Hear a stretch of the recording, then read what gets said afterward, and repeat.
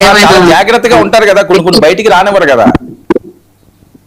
బయటకు రానివ్వరు అంటే అది ఏ స్థాయిలో అంటే ఆ మహిళ భరించగలిగే స్థాయిలో, ఆ కుటుంబం సర్దుకుపోయే స్థాయిలో ఉన్నంత వరకు కూడా ఎవరు బయటకు రానివ్వరు సార్.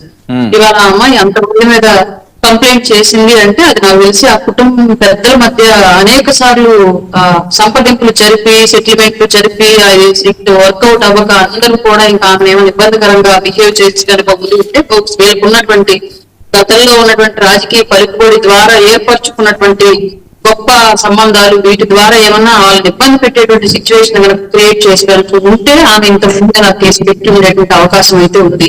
లేదంటే వ్యక్తిగతంగా వాళ్ళ కుటుంబంలో జరిగే అంశాలు, వివాహ బంధం మధ్య వచ్చే విభేదాల్లో దీనిలో రాజకీయ కోణం చూడడం అనేది నిజంగానే పిచ్చి అవుతుంది. మనకి పిచ్చి అవుతుంది ఖచ్చితంగా. వాళ్ళ కుటుంబంలో రాజకీయం ఎందుకు ఇన్వాల్వ్ అవుతుంది? వాళ్ళ కోడలు, అతడి భార్య ఎవరో రాజకీయ నాయకులు చెప్తే వాళ్ళ ఫ్యామిలీ మెంబర్స్ మీద, వాళ్ళ బంధువుల మీద కేసులు ఎందుకు పెడతారు సార్? పెద్దవాళ్ళ ఇళ్లలో ఏది జరిగినా పెద్దగానే కనిపిస్తుంది కాబట్టి ఇది కూడా అందులో భాగంగానే ఇప్పుడు రోజు ఎన్నో కేసులు నమోదవుతున్నాయి కుటుంబ కలహాలకు సంబంధించి, గృహహింసకు సంబంధించి. ఇది కూడా అలాంటిదే. కాకపోతే ఇతను మాజీ మంత్రి అవడంతో ఇది ఇప్పుడు మనం చర్చించుకునే అంశంగా మారిందని అయితే నేను అనుకుంటున్నాను సార్. సో ఇవన్నీ ఎలాంటి మెసేజ్లు ఇస్తున్నాయండి అసలు ఈ గృహహింసలలో, లేకపోతే ఇంకొకటనో మహిళల మీద వేధింపులనో? సరే జోగి రమేష్ గారని కాదు, జనరల్ గా రెగ్యులర్ గా జరుగుతానే ఉన్నాయి, పెరుగుతానే ఉన్నాయి. సరే, ఇప్పుడు ఉన్నటువంటి పరిస్థితుల్లో సొసైటీ మారింది. చాలా అంశాలు ఉన్నటువంటి వివాహ చట్టాలకు అనుకూలంగా కొన్ని మారుతూ ఉంటే కొన్ని ప్రతికూలంగా మారుతున్న విషయం మాత్రం డెఫినెట్ స్వేచ్ఛ కొంత పెరిగింది. అలాగే ఈ డబ్బులకు సంబంధించిన అంశాలు కూడా చాలా తీవ్ర స్థాయిలో అవసరాలు పెరిగిపోయి దానికి సంబంధించి డిమాండ్లు పెరిగిపోయినాయి. ఇప్పుడు ఏదైనా గతంలో ఏదైనా పుట్టినా తిట్టినా పడి ఉండేటువంటి సిస్టమ్ ఉండేది. అప్పట్లో పురుషాధిక్య ప్రపంచంలో మహిళ భర్తను పెట్టేసి వస్తే సమాజం సహించదు, సమాజం మిమ్మల్ని క్షమించదు, కాబట్టి మీరు తన్నినా చంపినా అక్కడే ఉండండి అని చెప్పేసినటువంటి గత రోజుల నుంచి మారిపోయింది పరిస్థితి. వాళ్ళ ఆడపిల్లలకు కూడా వాళ్ళు సంపాదన చేస్తున్నారు, వాళ్ళ తల్లిదండ్రులు చూస్తున్నారు, వాళ్ళు అత్తమామలు చూస్తున్నారు. వాళ్ళ ఆడపిల్లల భుజాల మీద బాధ్యత ఉంది కాబట్టి వాళ్ళు కూడా సెల్ఫ్ రెస్పెక్ట్ కోరుకునే పరిస్థితి ఉంది. ఇప్పుడు కూడా ఇంకా మేల్ డామినేషన్ సిస్టమే డెవలప్ అవుతూ ఉంటే బహుశా తీసుకోలేనటువంటి పరిస్థితి వాళ్ళ సొసైటీ డెవలప్ అవుతూ ఉంది. ఆడపిల్లలకు సమాన హక్కులు ఉన్నప్పుడు, ఆడపిల్లలకు సమాన బాధ్యతలు ఉన్నప్పుడు ఆడపిల్లలకు సమాన గౌరవం కూడా ఉండాలి. ఆడపిల్లలకు సమానమైనటువంటి physical strength and physical protection కూడా ఉండాలి కంపల్సరీగా. కాబట్టి వీటికి సంబంధించి జరుగుతున్న మార్పులకు తగ్గట్లుగా కుటుంబ వ్యవస్థలో మార్పులు వస్తేనే ఈ కేసులు అనేవి కంట్రోల్ అవుతాయి సార్. లేదంటే ఇవి ఇలాగే వెళ్తా ఉంటాయి. ఇందులో ఎలాంటి డౌట్ ఉండక్కర్లేదు. ఈ గతంలో ఏం చెప్పినా సరే తల్లిదండ్రులు అమ్మ చంపినా సరే భర్త దగ్గర పడి ఉండని చెప్పేసి సిస్టమ్ మారిపోయి మా పిల్లలు ఎందుకు కొట్టాలి, మా పిల్లలు మీరు చూసుకుంటారు, మా పిల్లలు ఇండిపెండెంట్ గా బ్రతకగలదు, ఒక మగ పిల్లలు సపోర్ట్ ఉంటేనే ఉంటుందా ఏంటి, లేదంటే బ్రతకలేదా ఏంటి అనేటువంటి తల్లిదండ్రుల యొక్క సపోర్ట్ కూడా పెరిగింది వాళ్ళ ఆడపిల్లలకి. కాబట్టి మనం దానికి తగ్గట్లుగా భార్యకి ఈక్వల్ గా గౌరవం ఇచ్చుకుంటూ వెళ్ళే సిస్టమ్ ఉంది. ఇంట్లో ఒక కూతురుని ఎలా గౌరవిస్తున్నామో, కూతురుని గారాబం చేసి ఎలా చూస్తామో వచ్చిన కోడలను కూడా అలాగే చూసేటువంటి మనస్తత్వం పెరగాలి వాళ్ళ అత్తింట్లో.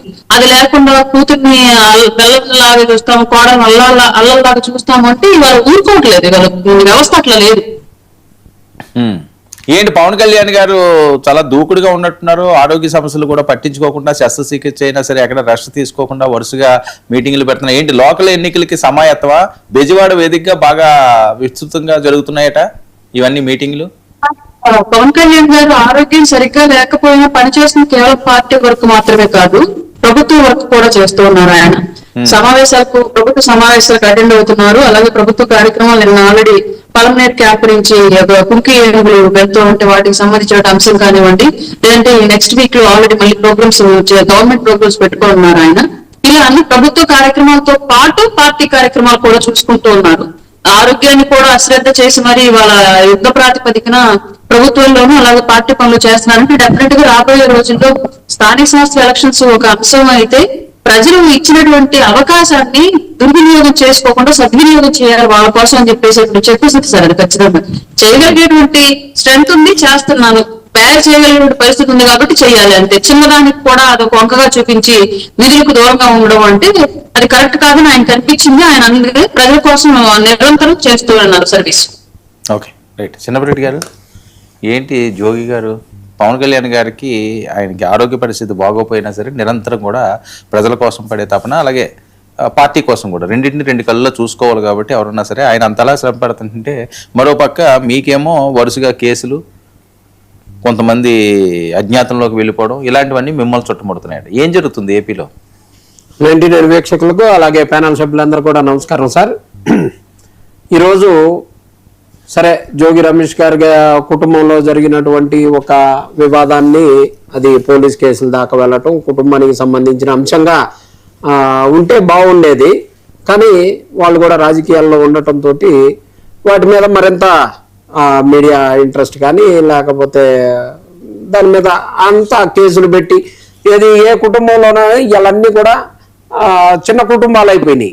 చిన్న కుటుంబాల్లో భార్యాభర్తల మీద వచ్చేటటువంటి ఇబ్బందులు వాళ్ళకు వచ్చేటటువంటి ఏదైనా ఉంటే భర్త మీద కేసులు పెట్టినవి చూసాం, అత్తమామల మీద వరకు పోయినవి చూసాం. కానీ అత్తమామల మీద అన్నదమ్ముల మీద వాళ్ళ మరదళ్ళ మీద వాళ్ళ చుట్టాల మీద ఇంకా పెళ్లికి వచ్చిన వాళ్ళందరి మీద పెట్టలేటం ఇలాంటి సాంప్రదాయం మీద ఇన్ని కేసులు పెట్టి దాని మీద ఇప్పుడు కుటుంబంలో జరిగితే ఇబ్బందులు జరిగి ఉండొచ్చు, వాళ్ళు చూసుకుంటారు, లేకపోతే కౌన్సిలింగ్ పిలుస్తారు, ఆ కౌన్సిలింగ్ లో ప్రయత్నం చేస్తారు, లేకపోతే ఎవరి దారిని ఉండమనేటటువంటి చట్టాలన్నీ కూడా ఉన్న పరిస్థితుల్లో ఈరోజు ఏదో వారు ఆమెని మరి ఇబ్బంది పెట్టారని మర్డర్ కేసు పెడుతున్నారని లేకపోతే రకరకాలుగా ఇలా దానికి ఆద్యం పోసినట్టుగా మిగతా మీడియా కానీ మిగతా రాజకీయ అవకాశాలు కానీ వారికి అన్ని కలిసి వచ్చి వెంటనే జోగి రమేష్ గారి కుటుంబం మీద వారందరి మీద 11 కుట్రకోణం దాగుందంటారా? ఎవరైనా బలవంతంగా పెట్టించారు మొత్తం ఫ్యామిలీ మీద? సార్ ఇప్పుడు ఆ అబ్బాయి మీద ఒక్కటి మీద పెట్టి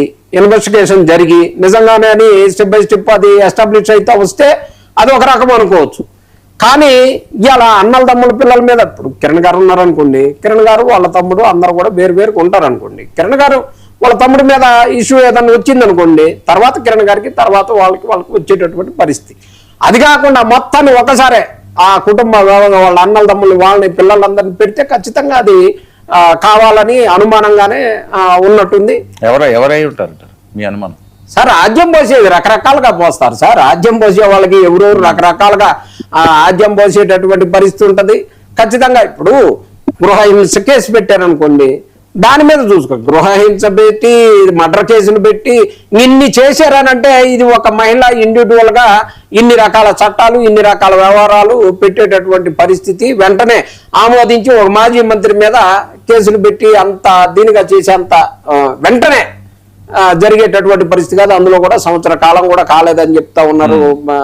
మ్యారేజ్ అయిపోయి ఇంతలోకే అన్ని రకాల ఇబ్బందులు పెట్టి వారిని చేశారని చెప్తాను. సరే ఏదన్నా ఆల్రెడీ కేసు అయింది, చట్టం తన పని తాను చేసుకుంటా ఉంటది. ఎవరికి ఉన్నటువంటి అవకాశాలని వాళ్ళు ఉపయోగించుకొని బెయిల్స్ తెచ్చుకునే వాళ్ళు. పవన్ కళ్యాణ్ గారిలా చిత్తశుద్ధి చాలా తక్కువ మందిలో ఉంటున్నదట. ఆయన ఎన్ని కష్టాలు వచ్చినా ఎన్ని ఇబ్బందులు పడినా ఆరోగ్యం బాగుపోయినా ఏదో తపన ఉన్నదని, అలా ఎందుకు అందరూ ఉండలేకపోతున్నారు అన్నది. ఇప్పుడు నిజంగా పవన్ కళ్యాణ్ గారికి ఆఫీస్లో నిన్న ఒక వీడియో తీశారు, ఎవ్వరూ లేరు, ఇంకా పవన్ కళ్యాణ్ గారు ఒక్కరే ఆ పేపరే తీసుకుంటున్నారు, ఆయనే సంతకాలు పెట్టుకున్నారు, ఆయనే చదువుకున్నారు. ఎక్కడైనా ఏ మంత్రులైనా మనం ఎక్కడ సినిమా షూటింగ్కి మాత్రం ఖచ్చితంగా సరిపోయేటటువంటి అంశంగా ఉండి కష్టపడుతున్నాడని మీకు చూపించాలి, మీరు ప్రజలకు చూపించాలి.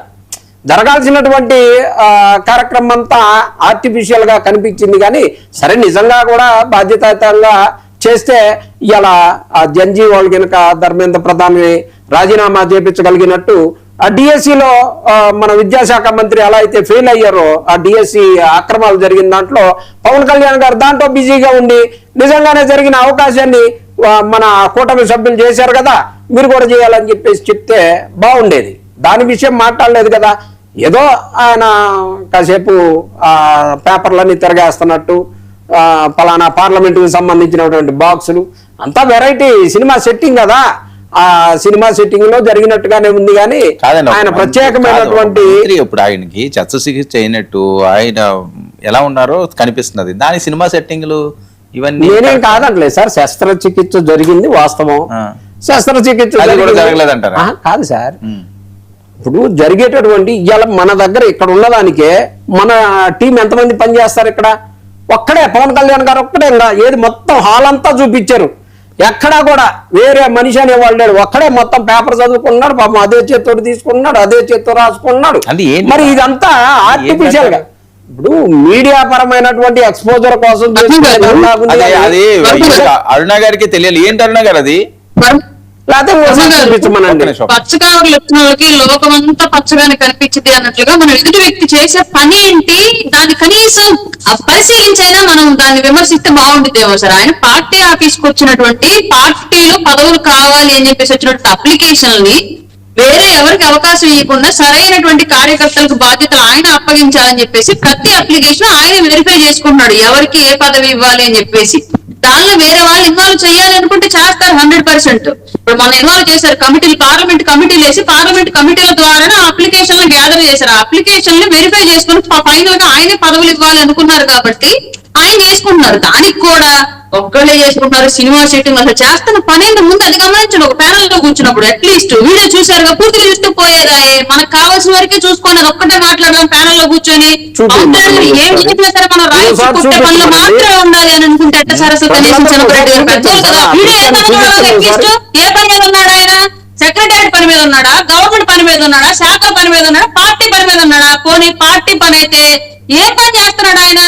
ఆ ఎజెండా ఏంటి, ఆయన ఇంటెన్షన్ ఏంటి? ఇవి ఏమీ అక్కర్లేదు మనకి. ముందు పవన్ కళ్యాణ్ గారు ఏం చేసినా సరే బురద వేసి అర్జెంట్ గా ఏడుందని పట్టుకోవాలి. ముందు బురద ఎక్కడ ఉందని చుట్టూ ఎదిగి తీసుకోవాలి మన చేతితో ఫస్ట్. సార్ ప్యానల్ లో కూర్చున్నప్పుడు అట్లీస్ట్ మీ ఏజ్ కి మీ గౌరవాన్ని మీరు కాపాడుకోండి సార్. మేము ఇవ్వాలి అని మీరు తీసుకునేలాగా లేరు. అసలు ఆయన ఏం పని చేస్తున్నాడో తెలుసుకొని ఇక్కడ కూర్చొని మాట్లాడండి సార్. మేము వింటానికి సిద్ధంగా ఉంటాం మీరు చెప్పేది. అంటే ఏం పని చేసేది ఏంది? అక్కడ చేసిన దాని గురించి మాట్లాడాం కానీ మేమేమి వేరే అంశాలు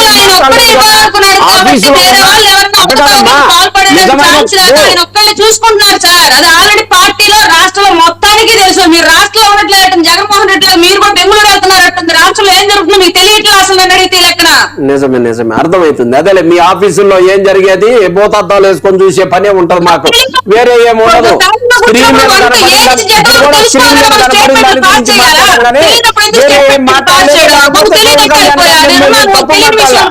ఈ రోజు ఆ ఉద్యమానికి సంబంధించినటువంటి అంశంలో ధర్మేంద్ర ప్రధాన్ గారు రిజైన్ చేసినటువంటి దాన్ని స్ఫూర్తిగా తీసుకొని ఇక్కడ జరిగినటువంటి డిఎస్సి అవకతవకల మీద కూడా రిజైన్ చేయమని చెప్పేసి ఆఫీసులో ఏం జరుగుతుంది, ఏం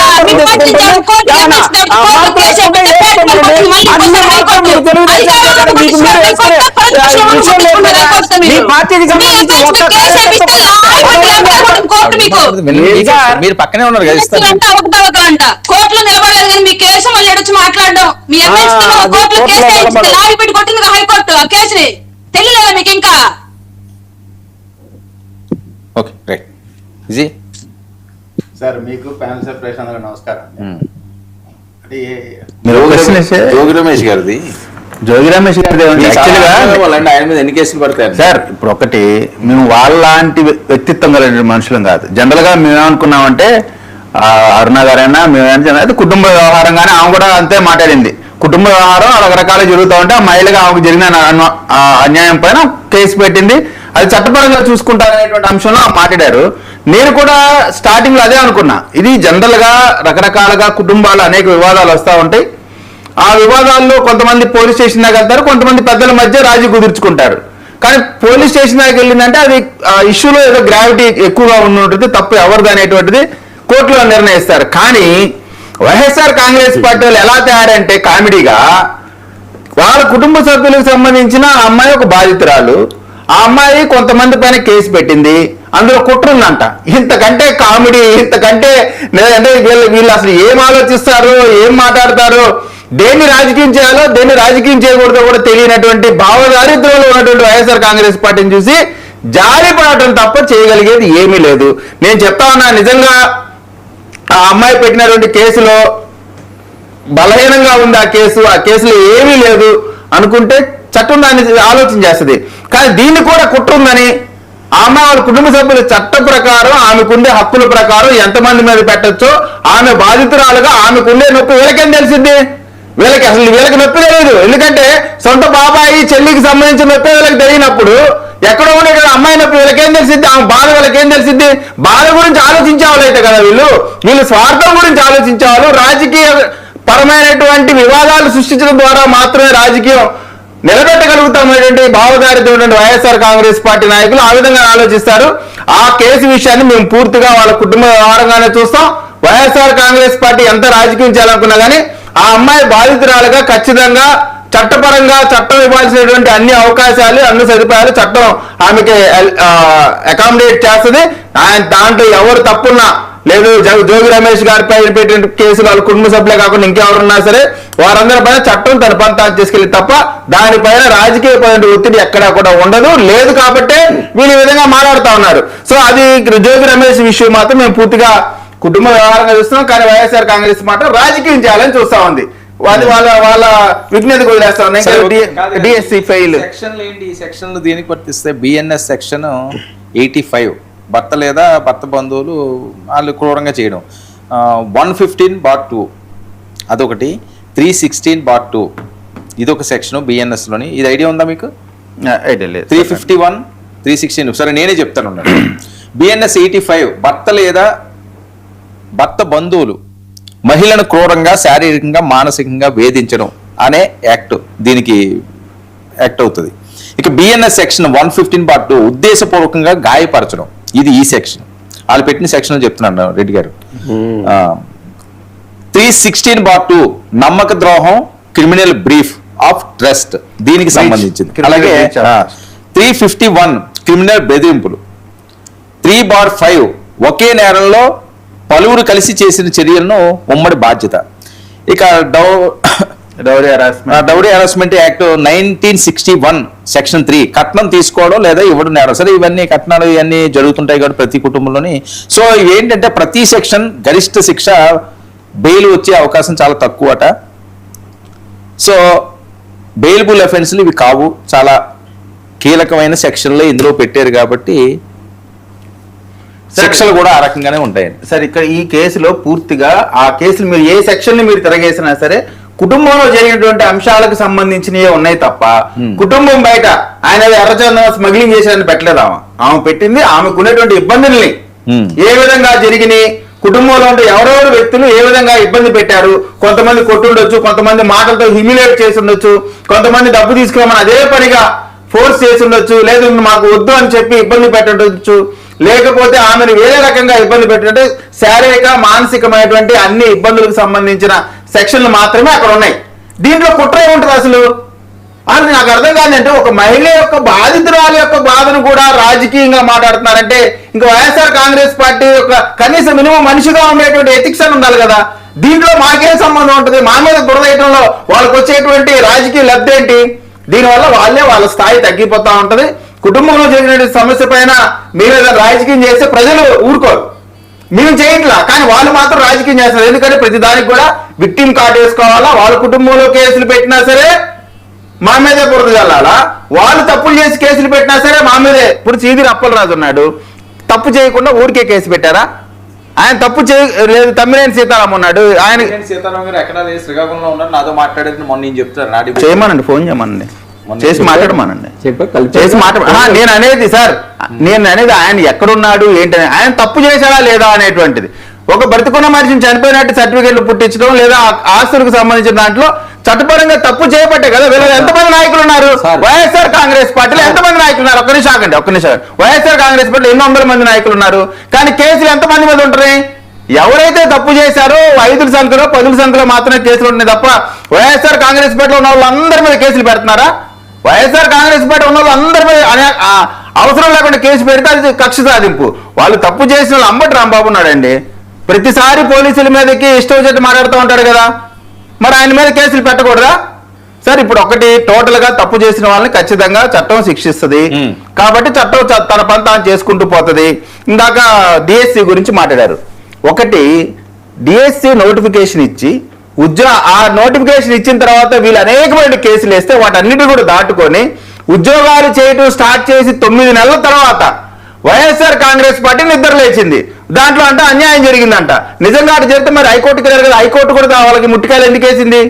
అంటే వీళ్ళు ఒకే అబద్ధాన్ని పదే చెప్పడం ద్వారా ఇక్కడ పెద్ద కాన్స్పిరసీ ఏంటంటే భారతదేశంలో ఒక జోకర్ గా మిగిలినటువంటి రాజకీయ పార్టీ వైఎస్ఆర్ కాంగ్రెస్ పార్టీ మాత్రమే.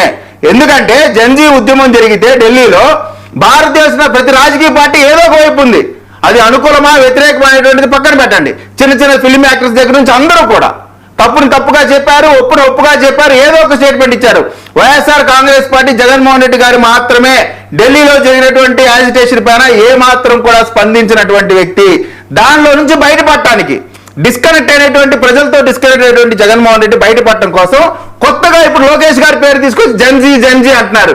వీళ్ళు జన్జీకి సంబంధించినటువంటి దాంట్లో పూర్తిగా వెనకబడిపోయారు కాబట్టి ఇప్పుడు కొత్తగా లోకేష్ గారి పేరుని తీసుకొచ్చి ఏదో ఒక యాజిటేషన్ ఏపీలో క్రియేట్ చేయాలనేటువంటి తప్పుడు ఆలోచనలు ఉన్నారు. ఏది ఒక యాజిటేషన్ చేసి అది అయిపోయి మళ్ళీ ఇప్పుడు కొత్తగా మళ్ళీ అదే పాట. కారణం ఏంటంటే ఢిల్లీలో జరిగిన దానికి ప్రపంచంతో వెళ్ళిపోయినా ఉమ్మూస్తా ఉంది. ఎందుకు?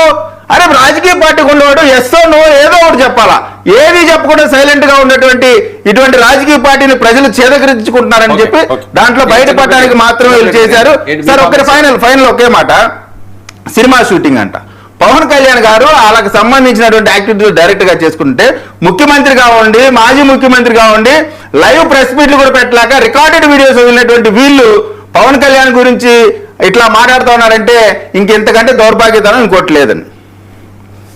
ఇప్పుడు సినిమాలు లేనిది జగన్మోహన్ రెడ్డి గారి సినిమా నాయకుడు కాదు, సినిమా హీరో కాదు. సినిమాలు లేని పవన్ కళ్యాణ్ గారికి ఒకవేళ సినిమా ప్రజలకి అలా కనపడాలనుకుని పెట్టుకున్నారేమో వాళ్ళ ఆఫీసు వాళ్ళ సార్ నేనేమి దాని గురించి మాట్లాడలేదు కదా. పవన్ కళ్యాణ్ కూడా సినిమా నాయకుడు కాదు, సినిమా కథానాయకుడు. నాయకుడికి కథానాయకుడికి చాలా సినిమా నాయకుడు, సినిమా కథానాయకుడు, సినిమా యాక్టర్, హీరో రకరకాల భావాలతోటి ఎవరికి తగినట్టు వాళ్ళు వైఎస్ఆర్ కాంగ్రెస్ పార్టీగా జరిగినటువంటి చెప్పండి, ఢిల్లీలో జరిగినటువంటి యాజిటేషన్ పైన మీ స్టాండ్ ఏంటి చెప్పండి, మీ స్టాండ్ ఏంటి చెప్పండి, ఢిల్లీలో జరిగిన దానిపైన మీ స్టాండ్ చెప్పండి. ఇప్పటిదాకా ఓకే నేను ఇప్పుడు మాట్లాడాను,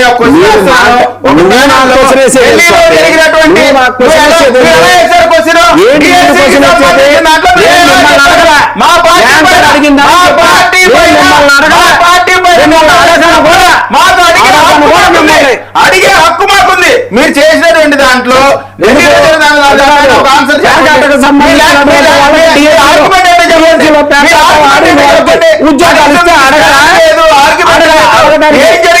జరిగినటువంటి దౌర్భాగ్యమైన పరిస్థితిలో మీరుండి మా మీద నింద వేస్తే ఏదో మీరు సార్ వాళ్ళు నింద వేసేసారు ఊరికే మాట్లాడుకుంటే సరిపోతా చెప్పండి, సమాధానం ఉండదు ఉంటే కదా రాజకీయ పార్టీ చెప్పలేలే అని చెప్పలే సమాధానం ఎప్పుడు అంతే చెప్పనే మాట్లాడా సమాధానం చెప్పనేయండి సార్. ఆయనేమో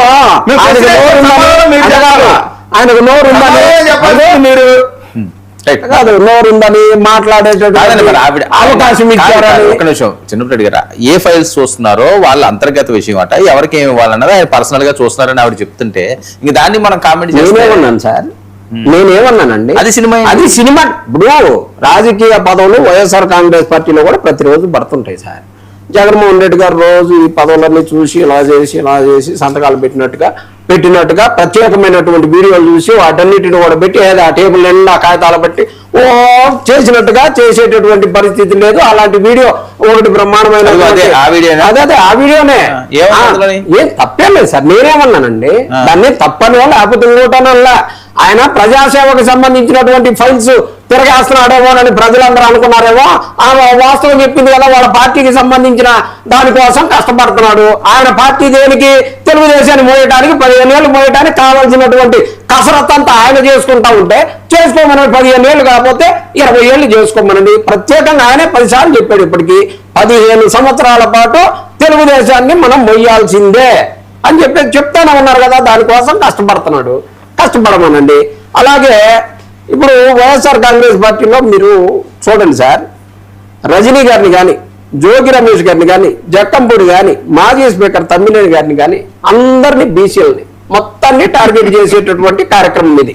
సరే జోగి గారిని వాళ్ళ పిల్లవాడి దాని విషయం వస్తే జోగి గారి కుటుంబం మొత్తం తరాలు ఎంతమంది అయితే ఉంటారో అంతమందికి సంబంధించి, అలాగే తమ్మినేని సీతారాం గారి కొడుకుకు సంబంధించి జరిగినటువంటి కేసు అది. అయినా కానీ అసలు నిజంగా తెలుసుకుంటే తమ్మినేని కుటుంబం బాధితులండి. అది తమ్మినేని కుటుంబం బాధితులైనప్పటికి కూడా తమ్మినేని మీద వాళ్ళ కుటుంబం మొత్తం మీద కూడా కేసులు పెట్టినట్టు పెట్టారు కదా, కేసు పెట్టారు కదా. సీదిరి అప్పలరాజు వాళ్ళ కొడుకు దాని మీద జరిగితే సరే, ఎవరి కొడుకైనా సరే ఇబ్బంది జరిగినప్పుడు ఓ ప్రయత్నం ఏదో చేస్తారు కదా. చేస్తే నిన్న ఏదో టీవీలో చెప్తా ఉన్నారు, మన టీవీలోనో ఇంకో టీవీలోనో 1,00,000 రూపాయలు మీకు ఇస్తాం, కానీ మీ కుటుంబ సభ్యులు వచ్చి మా ఇళ్లలో పనిచేయాలని చెప్పేసి ఎవరన్నా మాట్లాడతారా సార్? అలా ఉన్నాయన్నమాట వీళ్ళు చెప్పేవన్నీ కూడా. ఇలాంటి కేసులన్నీ పెట్టి బీసీలని, వైఎస్ఆర్ కాంగ్రెస్ పార్టీలో ఉన్నటువంటి బీసీ మాజీ మంత్రులు, స్పీకర్లు, వైఎస్ఆర్ కాంగ్రెస్ పార్టీలో ఉన్న వాళ్ళందరూ కూడా టార్గెట్ చేయడం తప్పితే. చనిపోయిన తల్లి చెప్పిన మాటలే కదా అవి.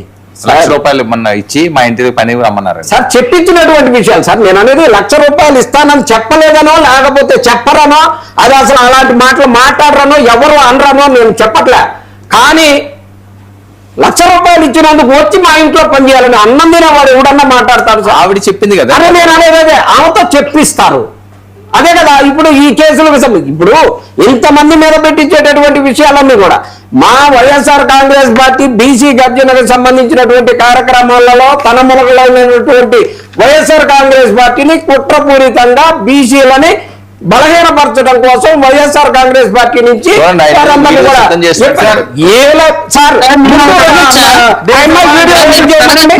గుంటూరు వివస్త్రం చేసినటువంటి వీడియో చూపించమనండి. చూపించు వివస్త్రం చేసిన భారతదేశంలో ఎక్కడైనా సరే అరుణగారు ఎప్పుడైనా సరే భారతదేశంలో ఎప్పుడైనా ఒక మహిళని బట్టలు తీసి 100 మంది మీద తెలుగుదేశం కూటమికి సంబంధించినటువంటి వ్యక్తి తప్పితే ఈ భారతదేశంలో ఎక్కడైనా జరిగిందా? అలాంటి విషయాలన్నింటినీ కూడా పక్కన పెట్టి ఉన్నది సార్. మీరు అలాంటి విషయాలన్నింటినీ కూడా పక్కన పెట్టి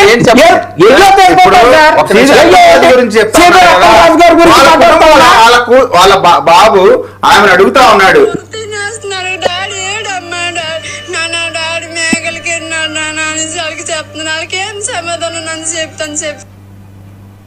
ఏముంది మేకలకు పోయినాడు డాడీ, మేకలకు పోయినాడు అని చెప్పారు. మేకలకు పోయినాడు అని చెప్పడం కూడా తప్పేనా సార్? చూడండి ఎంత ఇలాంటి విషయాలు గుంటూరు మనిషి చనిపోయాడంటే వ్యవస్థను చేసి భారతదేశంలో కాదు ప్రపంచ దేశాలను లక్షల మంది కోట్ల మంది చూసినటువంటి మీడియా గురించి ఒక మనిషి చనిపోతే ఏముంది సార్ అందులో? మేకలకు పోయినాడు తండ్రి అని చెప్పేసి ఆయన ఏడుస్తా ఉంది.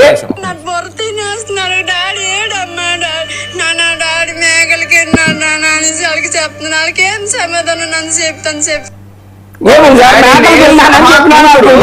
కూతురు డాడీ ఏంటి అని చెప్పి ఏడుస్తా ఉంటే ఆమెకి ఏం సమాధానం చెప్పాలో అర్థంగా బాధపడతా ఉంటే తండ్రి చనిపోయి ఉన్నాడంటే దానికి గుంటూరులో జరిగి దానికి పెట్టి మాట్లాడతారు. ఏముంది అందులో అన్నారంటే ఇంతకంటే రాక్షసులు అన్నం తినే మనిషి ఎవరైనా సరే ఒక మనిషి చనిపోయినప్పుడు ఆ విధంగా అవమానకరంగా మాట్లాడేటువంటి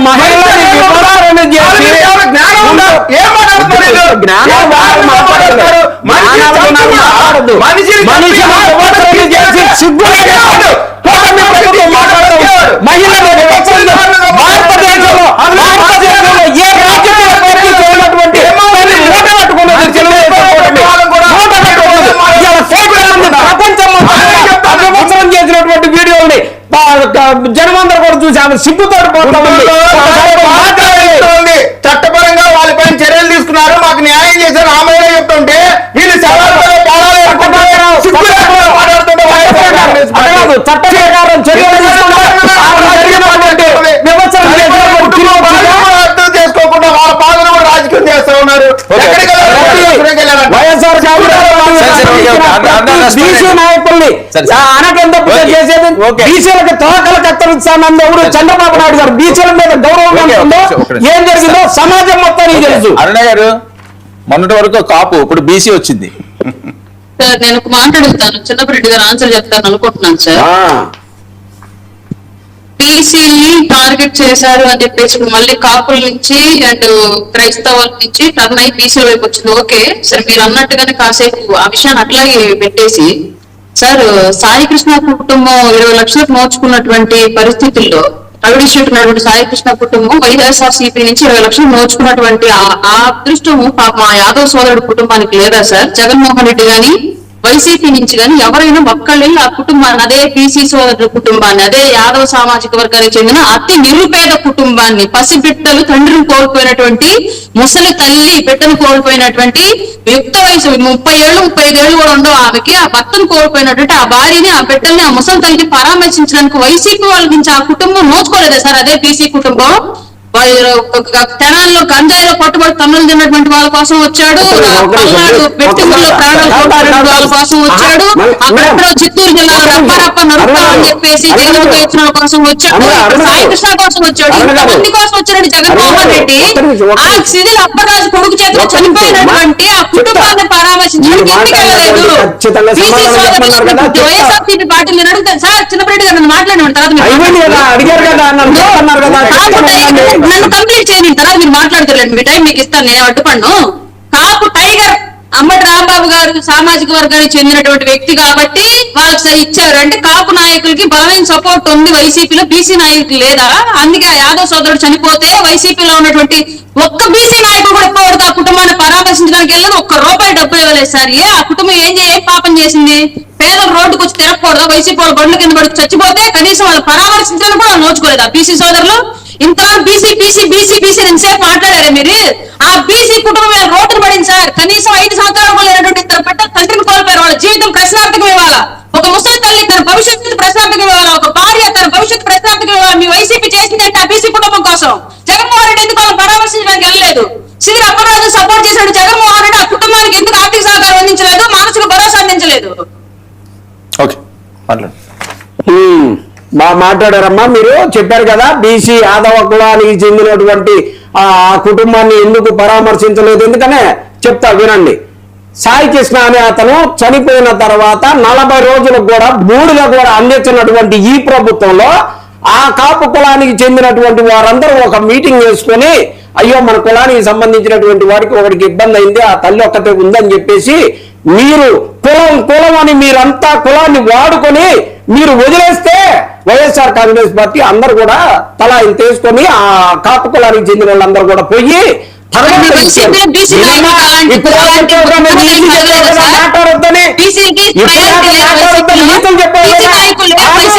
మాట్లాడి మమ్మల్ని మాకు అవకాశం వచ్చేప్పుడు రాసుకో మీరు కూడా. అలాగే బీసీలకు సంబంధించి కూడా బీసీ నాయకులందరినీ పక్క దేశం పోయాం, పోలీస్ స్టేషన్ లో పెట్టేసి తండ్రి కొడుకులు ఆ ఇంట్లో ఇళ్లలో ఉన్న వాళ్ళందరూ కూడా కేసులు పెట్టేసి, నిన్న కాక మొన్న జరిగినటువంటి విషయం కేసులు జరుగుతున్నాయి, దానికి సంబంధించి వాళ్ళు జైలుకి వెళ్ళారు. జైలుకి వెళ్ళిన వాళ్ళు వచ్చిన తర్వాత బీసీలు మీటింగ్లు పెట్టుకొని అలానే ఆ కుటుంబానికి న్యాయం చేస్తారు. ఆగరాదు. అంతలోకే సాయి కృష్ణ కుటుంబానికి ఏదో అతనంట రౌడీ షీటర్ అంట. రౌడీ షీటర్లు ఎంతమంది లేరు మీ జనసేనలో? ఎంతమంది లేరు జనసేనలో? అరికాల కోటింగ్లు ఇచ్చారా? సాయి కృష్ణ లాగా బూడిద చేశారా? ప్రతిదానికి రౌడీ షీటర్ అంట, ముద్రేసి పెట్టడం. రౌడీ షీటర్ అయితే ఇలా నక్సలైట్లను చంపితే కుళ్ళిపోయిన శవాలను కూడా తీసుకొచ్చి ఇంటికాడ చెప్తా ఉన్నారు. మీ ప్రభుత్వంలో కనీసం బూడిద కూడా లేదని ఆ తల్లి జోల పట్టుకొని అడిగిందే, ఆ మాత్రం మీకు అర్థం కాలేదు. ఇంకా దాన్ని కూడా సమర్థించుకునే పని. ఎప్పటికైనా తెలుసుకోండి జరిగినటువంటి విషయాన్ని. ఇలా ఎంతసేపు మాట్లాడానా గుంటూరుకు సంబంధించినటువంటి మహిళకి సంబంధించిన జరిగిన అన్యాయం మీద ఒక్క మాటను మాట్లాడరు మీరు. మీ ప్రభుత్వం మచ్చ వచ్చేటటువంటి మాట మీద అది ఏ మహిళను కానీ, అరుణ గారు మాత్రం మాట్లాడదు ఏ మహిళను కానీ. ఎందుకని? ఆమె వ్యవస్థను చేస్తే ఈ ప్రపంచం అంతా వ్యవస్థ అయినటువంటి దాన్ని చూసి బాధపడింది. కానీ ఒక్క జనసేన కూటమికి తెలుగుదేశం కూటమికి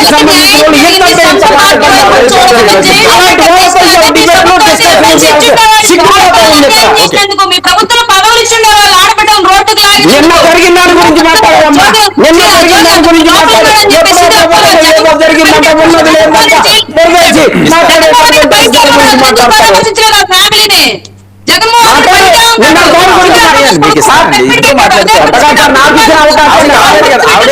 అయిపోయింది కదా, చాలా సేపు చెప్పారు. ఆవిడ చెప్పిన తర్వాత మళ్ళీ కాస్త ఆమె ఇచ్చారు, మీరు అవకాశం ఇచ్చారంటే నేను ప్రెస్ మీట్ పెట్టినటువంటి జగన్మోహన్ రెడ్డి అదే వాళ్ళ దాని మీద మాట్లాడమంటే ఏదో సొమ్ము మాట్లాడటం రాకపోతే. ఓకే అరుణ, ఒక్క విషయం, ఎవరు ఈ రౌడీ షీట్లు అంటే ఎవరు? ఏమో సార్ ఆయనకి మా పార్టీలో ఎవరు రౌడీ షీటర్ రౌడీ షీట్ ఉన్నటువంటి అన్న రౌడీ షీటర్ నేను డిక్లేర్ చేయాలి. రౌడీ షీట్ ఉన్నటువంటి చాలా క్లియర్ గా మాట్లాడారు. మనిషిని బూడిద చేస్తారా? రౌడీ షీట్ ఉంటే మనిషిని బూడిద చేస్తాం అని స్టేట్మెంట్ ఇవ్వండి. బూడిద రాజ్యమ్మా, అదే చట్టం అని చెప్తే తెలుగుదేశం తెలీదు, ఇంకా సమర్థించుకుంటారు దాన్ని. సార్ నేను చాలా క్లియర్ గా మాట్లాడా. గంజాయిలో పట్టుబడ్డ వాళ్ళ ఇంటికి వెళ్ళాడు, రౌడీ షీట్ అట్టగాదమ్మా, నేను చెప్పేది సాగు చెప్తాను. మీరు చేసినటువంటి దాన్ని మీరు సమర్థిస్తున్నారా? మీ కూటమి సమర్థిస్తుందా? రౌడీ షీట్ ఉన్నవాళ్ళు ఎవరినైనా పోటీ చేస్తామని అన్నారా? నిన్నటికి నిన్న జరిగినటువంటి మహిళ వ్యవసాయం చేసినటువంటి దాంట్లో ఆ నల్లదేవుడు చెరువులు కనపడలేదా మీకు? ఎక్కడో ఒకటి చదువుకునే ఒక పట్టుకున్నారంటే చెరువు కనపడింది, ఆ చుట్టుకుంట దగ్గర చెరువు కనపడలేదా వీళ్ళకి? ఆ పక్కన ఉన్న చెరువు మీ తెలుగుదేశం కూటమికి సంబంధించినది కాబట్టి మీకు చెరువు కనపడవు, కేసులు కనపడవు, మనుషులు కనపడరు. 15వ తారీఖు వ్యవసాయం చేసినటువంటి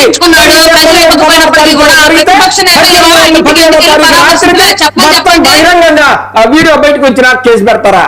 అలాంటి దాన్ని కూడా సమర్థించేటటువంటి పరిస్థితిలో ఈ కూటమి నేతలు డిస్కషన్ కావటం, మాట్లాడటం, దాన్నిన్నింటిని కూడా టీడీపీ పార్టీ నాయకుడు ఎవరైనా తీసుకెళ్లి జైల్లో వేస్తే నాన్ బెయిలబుల్ కేసులు పెట్టి మరి సమర్థించింది అక్కడ మీలాగా ఎమ్మెల్సీ అది కాదు చేయాల్సిందే. 16 తారీఖు ఇష్యూ జరిగితే 18వ చెప్పండి. 15వ తారీఖు జరిగితే 18వ తారీఖు ఎందుకు కేసు పెట్టలేదు? ఎందుకు పెట్టలేదు? మీ ఎమ్మెల్యేని ఎందుకు రాజీనామా చేయించలేదు? విజయ్ సార్, ఒకటి రెండు విషయాలు చిన్నప్పరెడ్డి గారు ప్రధానంగా చెప్తారు. గుంటూరు ఇష్యూ, అదేవిధంగా సాయికృష్ణ ఇష్యూ. గుంటూరు ఇష్యూలో మీరేం కోరుకుంటున్నారు? ఒకటి. సాయికృష్ణ ఇష్యూలో మీరేం కోరుకుంటున్నారు? చట్టం ఏం చేస్తుంది చెప్తా, నిజమనండి, సాగండి, చెప్తాను. వీళ్ళేం కోరుకుంటున్నారు? ఏం కోరుకుంటున్నారో వాళ్ళకే తెలియదు. ఎందుకంటే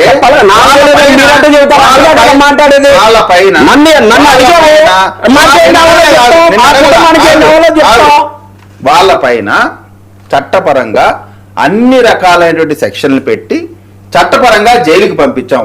ఎన్నో తారీఖు జరిగితే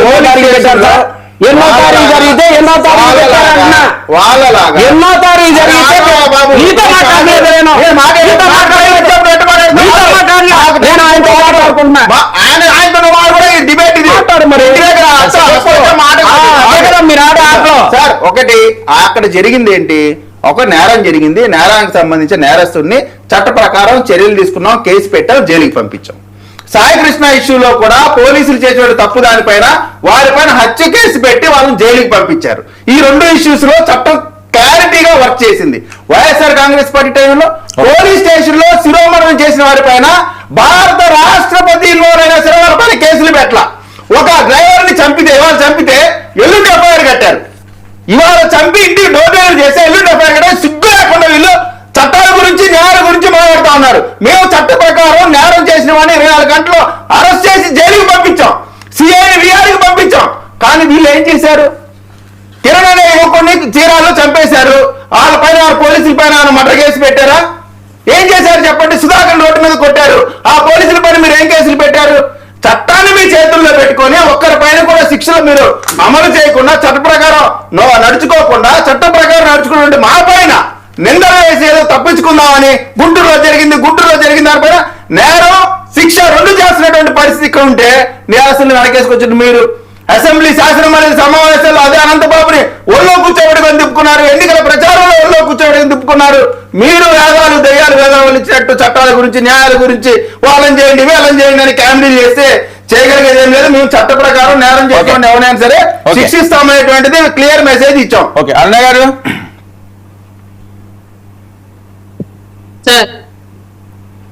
ఏంటి ఇదేనా ఇంకేపీ రాజకీయాల పరిస్థితి?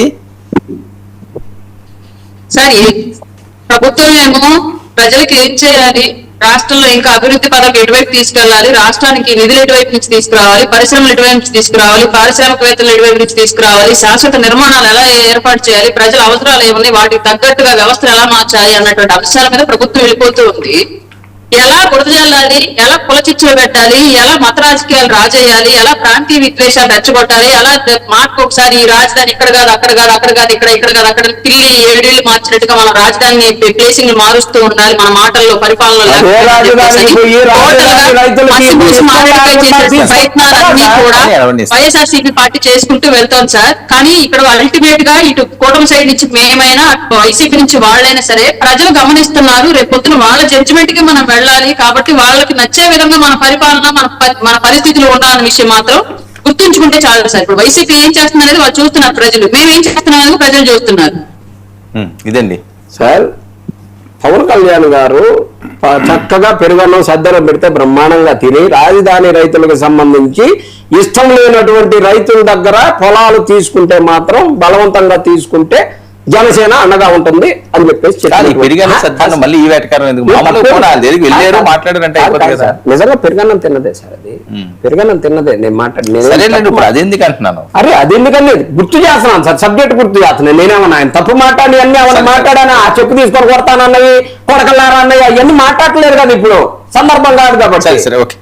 అలాగే మరి ఉన్నవల్లి రైతులు మరి రైతులు కాదేమో, వాళ్ళకి తెలుగుదేశం కూటమికి సంబంధించినటువంటి వారికి కావాల్సినట్టుగా పొలాలు ఇస్తేనేమో ఏమీ మాట్లాడరు. మరి ఎందుకని పవన్ కళ్యాణ్ గారు ఇంకొక రైతులు ఇంకొక కన్నుతోటను కూటమి రైతులను ఇంకొక కన్నుతోటి చూసి ఎందుకని వివక్ష చూపించాలి? మరి రాజధాని రైతులకు సంబంధించిన అంశం కాకపోయినప్పుడు కూడా అరుణ గారు మాట్లాడారు కాబట్టి వాళ్ళ వివరణ వాళ్ళు ఆ రైతులకి ఎందుకని బలవంతంగా మన దున్నితేనో లేకపోతే ఇంకోటో ఏదో మొత్తాన్ని అరెస్ట్ చేసి వాళ్ళందరూ తీసుకెళ్లి అన్ని చేసినా కానీ ఎందుకని పవన్ కళ్యాణ్ గారు ఒక స్టేట్మెంట్ కూడా ఇవ్వాలి? మరి పార్టీ పని మీద బిజీగా ఉన్నాడు కదా, అది కూడా అదే కదా. ఈ మహిళలకు సంబంధించిన అంశం మీద కూడా మాట్లాడలేదు. సరే మిగతా సీదిరి అప్పలరాజు మా పార్టీ కాదు లేకపోతే ఇంకోటి కాదు అని వాటన్నిటి గురించి మాట్లాడకపోయినా ఈ అంశాల మీద మాట్లాడాలి కదా.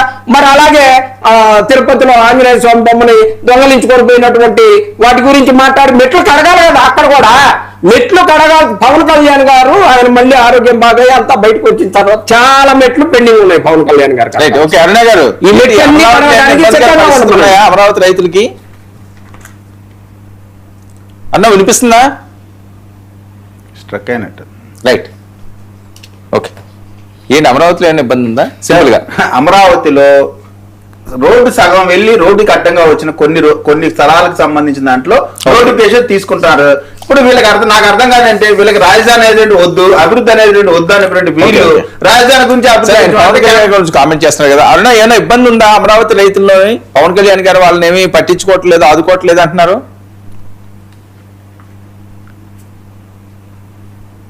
అన్న వినిపిస్తుందండి? సార్ వినిపిస్తుంది సార్. వినిపిస్తుంది, మాట్లాడండి. అమరావతికి సంబంధించి పూర్తిగా క్లియర్ గా స్టేట్మెంట్ మేము మొదటి నుంచి ఇప్పటికీ అదే చెప్తూ ఉన్నాము. ఎన్ని మంత్రివర్గ సమావేశాల్లో ఈ అంశాలు జరిగిన పవన్ కళ్యాణ్ స్టేట్మెంట్ ఒకటే క్లియర్ గా, భూములు లాక్కోవద్దు, ఇస్తే తీసుకుందాం, అలాగే తీసుకున్నటువంటి భూమిని డెవలప్ చేసి చూపించి ప్రజలకు భరోసా కల్పిద్దామన్న అంశం మీదే పవన్ కళ్యాణ్ గారు పదే పదే మాట్లాడుతూ ఉన్నారు. దానికి సంబంధించి ఇప్పుడు కూడా ముఖ్యమంత్రి గారు కూడా దాని మీద వర్క్ చేసుకుంటూ వెళ్ళిపోతున్నారు తప్ప ఎవరిది బలవంతంగా లాక్కోవడం కానివ్వండి, దానికి సంబంధించి ఇక్కడ ప్రజలను ఎవరిని ఇబ్బంది పెట్టడం కానీ జరగట్లేదు సార్. కేవలం వైసీపీకి అనుకూలంగా ఉన్నటువంటి ఎవరో కొద్ది మంది కేవలం ఇస్తున్నారు తప్ప దృష్టికి ఏమి రాలేదంటే చెప్పండి, మేము వదిలేస్తాం. 28,000 మంది 15 రోజుల పాటు